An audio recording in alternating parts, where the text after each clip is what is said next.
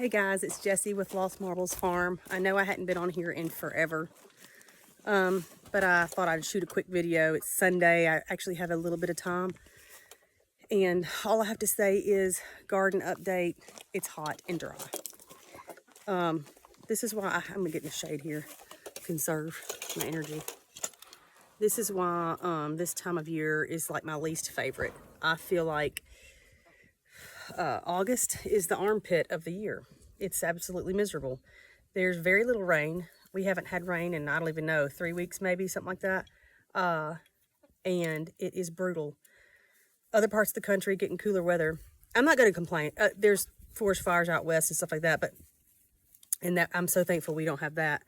But my husband's in Maine right now, and the temperatures are like the high is 80. I'm like, ugh, don't even talk about it. I don't even want to hear it.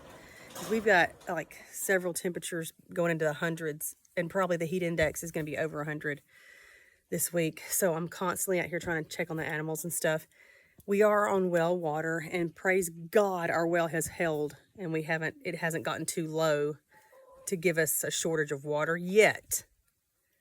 But I'm always holding my breath waiting for that moment when I turn on the water and it's out.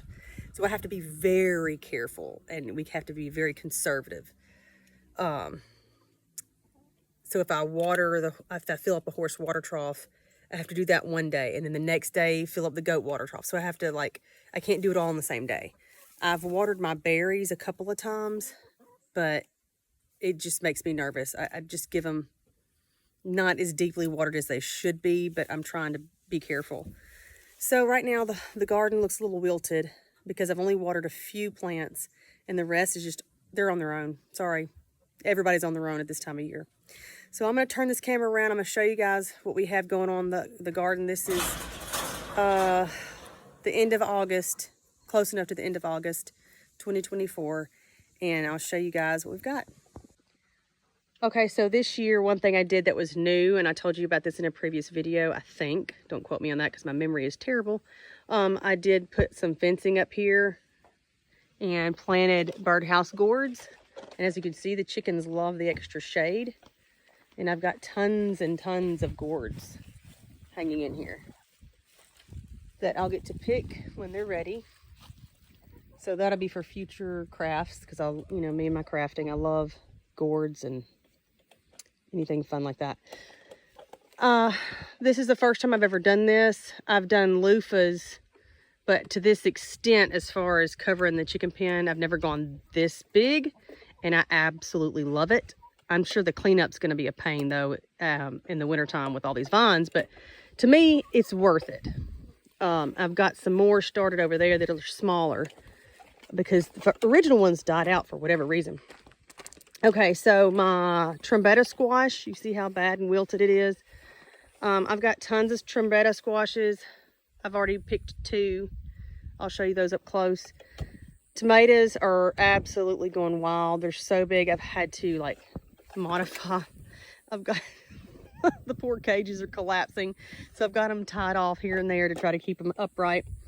I got a late planting of zucchini and squash because we actually had some freak weather in July, and it was overcast, cooler temperatures, and rain for like a week. And I just so happened to plant because I thought, well, we still got a long summer left. I didn't get zucchini and squash planted originally, but I thought I'd go ahead and pop a few seeds in the ground, and they did great. So I've got 2 zucchinis here that need to be watered, but I've already got a little zucchini. And one of our favorites is zucchini bread. So that's definitely what's going to happen to most of the zucchini I grow. Isaac's got a bunch of watermelons in here. I need to come out here and help him identify which ones are ready. We picked a few. I think 2 he's already picked. They were not quite ripe. I don't know why watermelons are so hard, but sometimes you can see all the signs that they're ripe, and then you'll pick them and cut into them, and they're not. So this one looks like it's getting some sunburn. But like this one,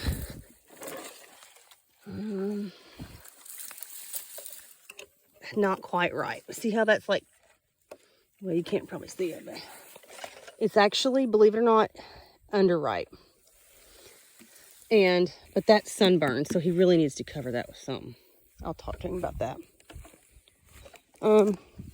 There's another massive one over here. And it is huge, y'all. I mean, gargantua. Let me see if I can get to it. Look at this. I mean, I wish you could see how big it is, but when I get the boys to pick it, I'm gonna look in here, see if I can. Good God! Ugh. There's actually a beetle under there. I don't know. I can't even roll him over. I'll have to get Isaac to roll it. That thing's probably 60 pounds or more. Oh man. Anyway, my zinnias, sorry, but they're like the last one to ever get any water, and I'm not wasting any water on them. My one little pepper plant in there is still producing pretty well. I've got tons of tomatoes on there, believe it or not. And I've picked a bunch of green ones the other day, and I still have lots more on there. I do keep them watered, but they probably could use to be watered again. I probably water every other day. Sometimes I'll stretch it to 3 days. And then I've got the squash that's doing well. I've got one that needs to be picked probably tomorrow. And that is growing, and another one. So maybe I'll get a few before the vine borers kill it. And then here's my beautiful trombetta squash. So that'll make, ooh, that one's growing all kind of ways. Look at that. Wow, that's a cool one. So there's those. And they are like a butternut squash. I've never eaten one yet, but from what I've read, they are very much like a butternut squash. Now, I love squash soup in the wintertime, but I am one of the only ones in my family that likes it. So usually I'll bake them and puree them and use them for like pumpkin muffins and pancakes and pies and stuff like that, because you absolutely can make a pumpkin pie out of butternut squash. In fact, I've heard a lot of the Amish do. They don't even use pumpkin, because a pumpkin is a squash too, so it's just a different type, and their flavors are very, very similar. Actually, the butternut squash, I think, is a little bit sweeter. There's one of our newest fig trees. I need to get it watered, but that's a brown turkey. And here's our Chicago Hardy, which is loaded. I've kept it watered a little bit, but it is loaded with figs. Loaded. But you know, figs are really, really late because they like it really, really hot. And they don't start really growing until it gets pretty warm. So they're all growing, but none are edible yet. The other Chicago Hardy I have over here does nothing but freeload. I'm going to try to do something with it this winter, and that'll be my last resort. I'll talk about that another time, but I'm going to try something different with it and see if it makes a difference with next year. But if next year it does nothing, it's going forever, because I could add several more blueberry bushes right here and have something that actually produces, instead of something that I've been waiting 5-6 years and nothing's happened. It's a waste of time and space. Anyway, the original gourds that I grew here, for whatever reason, died. So I wasn't going to replant, and then I thought, well, why not? So at the same time that I planted the squash and zucchini, I threw some more gourd seeds right here. And as you can see, there's already a little tiny gourd. So it's growing. They are growing. So maybe I'll get a few before it gets too cold. Our weather here, y'all, is so weird. It's boiling hot and then all of a sudden to be cold. There's not much in between. That's why it makes it really hard to start seeds for fall planting, because ideally you want to start seeds now for fall. But if I planted seeds right now, they would burn up in a New York minute. All right, anyway, enough of that. This is our raspberries. And this is not a, you don't have to stake these up. There's what they call what they call it, semi something. But basically where you can stake them up, but you don't have to. But as you can see, they kind of lay over. But they don't get real, they don't trail off and get big. They just kind of get top heavy. And I've got lots and lots of raspberries, but I do have to keep these watered, you know, several times a week if I want the raspberries to have any size to them. I would love to get some kind of irrigation or drip hoses or something in here so I don't have to haul the hoses out every time. But anyway, the raspberries are doing great. This is the, if you've seen my previous videos, this is the Heritage Red. I'm going to look for a different variety next year, one that starts earlier so I can have a succession of berries that are ripe. And, because these are great. I have no complaints. It's just I don't get my first one until sometime in July. But now I have many times been able to pick even as late as November. But anyway, I've actually brought my basket. I gotta pick these and then the blackberries. But this empty space here, we had originally planned to put a, can y'all tell I'm stressed out, y'all, because I can't think. High tunnel. We were gonna put a high tunnel, but then we changed our minds and we took that down because we had the frame up. And I think I'm gonna add another row of different variety of raspberries and either 2 more or 3 more, I'll have to measure, of either blackberries, I think, and then maybe, I think it may depend. I may do more blueberry bushes, but if that goes, I'll plant blueberry bushes over there. But if that stays, I may do a row of blueberries and just 2 blackberry rows. But I never have enough berries, y'all. I mean, they produce well and everything, but we eat so much. There's so many people to feed. Plus, I make and sell jam all the time. But here's the blackberries, still going strong. Still have green ones, still have blossoms. I got to get out here and water these guys too. But let me see, I've got still a lot of green. But some of these need a lot of water. See how they're small? They need more water to make bigger berries.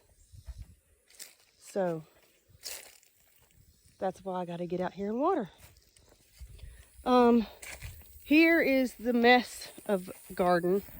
This is my asparagus, but this, as I said before, is our main big garden that we had allowed it to rest this year, and we turned the chickens out in it, and so the chickens have their way with it. I thought they would do a better job eating the weeds down, but as you can see, they have not. They're overwhelmed. So we'll have to do a lot of work next year trying to get this thing back in order. I still stand by my opinion that it needed to rest. I know it sucks that they're covered in weeds. We'll deal with that later, but it needed to rest. I needed to rest. There was just no way flying solo this year that I would be able to manage a big, huge garden and everything else. Look at that ragweed. Anyway, over here, also engulfed in weeds, is where I planted a bunch of sweet potatoes. And the vine is still green, or it was last time I came out here and looked. But I think it's slowly turning brown, so I will be able to harvest sweet potatoes before too long. And don't let these weeds fool you guys. There is nothing necessarily wrong with letting weeds kind of grow up around this, because it actually does help hold some moisture in. And secondly, those sweet potatoes will grow just fine. I'll just have to get out there with snake boots on, probably. We had a failure with our grapes that we had grown originally on this. So I'm going to be replanting, let's see, 1, 2, 4 grapes there. I don't know what variety yet, but that'll be this winter. I will get that started. And our beautiful apples have done so well, and they're getting close to harvest time. There are some bad ones up there, but overall they've done phenomenal. And they're not perfect, y'all. We don't spray or anything, but I'm trying to see if they're ready. But they're not ready yet. There's not a lot on the Pink Lady. And they're kind of smaller. But hey, I just peel them and I throw them in a big huge vat and make apple butter. It don't matter how they are. Oh man, I had 2 big apples there and something got it. Jerks, I guarantee you it was a squirrel. Look at that. And didn't even eat the whole thing. If you're gonna take it, eat the whole thing, you know? Anyway, this is our Golden Delicious. Apparently, it's delicious to the squirrels. I can't reach it. I'll have to get Isaac out here. But there's not many on here. So apparently the squirrels have ransacked this particular tree. There's only this one and 2 way up there. And that's all that's left. So the Granny Smith one that I showed to you first has the most. And then here's the Pink Lady, and it is, I mean, they're not real impressive, to be honest. They're small. And they're not ripe either. I don't know how, I'm gonna give this to the horses. Anyway, my bees are doing fine. I really need to go in the hive maybe one day this week and figure out what I'm gonna do with this cross comb. They have the honey super here, and it's all my fault, and I knew better, but time got away and I messed up. That just happens sometimes, y'all. But anyway, so they built cross comb on the honey super the whole way across.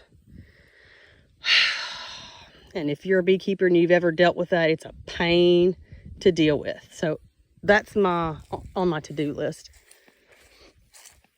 All the baby goats are gone. They've all found new homes.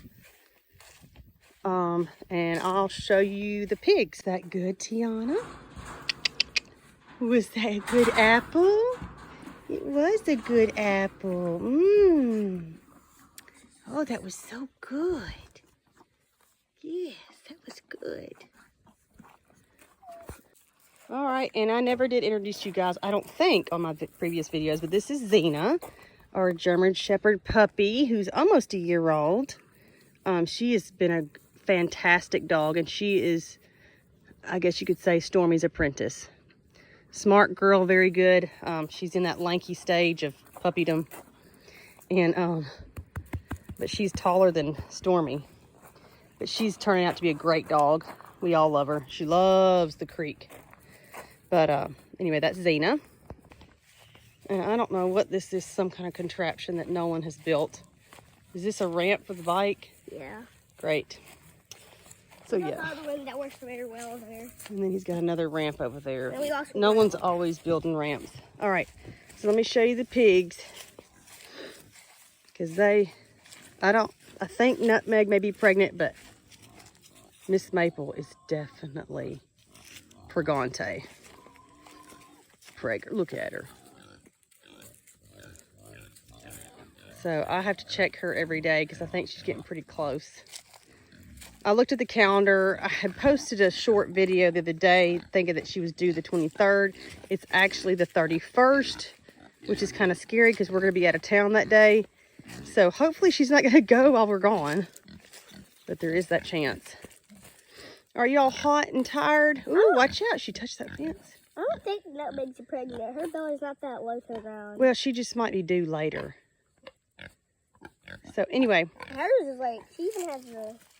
Hello, Bullseye. You're so precious. Look at that face. He has a little beard. Oh. Yeah, we love our pigs. And we're very, very excited to get some little piglets. This is going to be our first time ever farrowing.